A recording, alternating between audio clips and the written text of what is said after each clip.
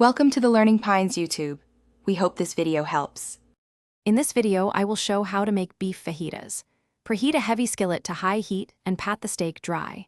Toss in a simple marinade of lime juice, oil, garlic, and chili powder, then sear the meat quickly for a caramelized crust.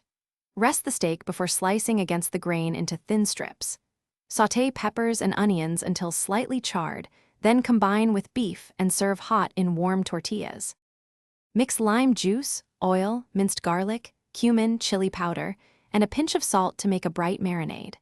Add a splash of soy or Worcestershire for extra savory notes and whisk until combined. Place sliced steak or whole cut in a resealable bag with the marinade and refrigerate for at least 30 minutes or up to overnight for maximum flavor.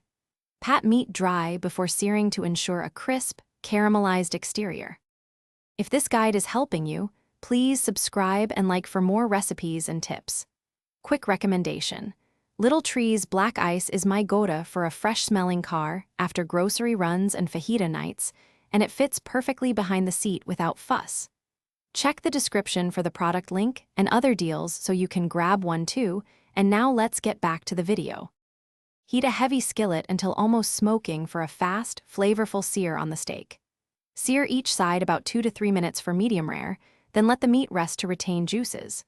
Sauté the sliced peppers and onions in the drippings for a minute or two until tender crisp and slightly charred. Slice the rested steak against the grain, assemble on warm tortillas, and top with fresh cilantro, lime, and your favorite salsa. Thanks for watching. Consider subscribing if we helped you.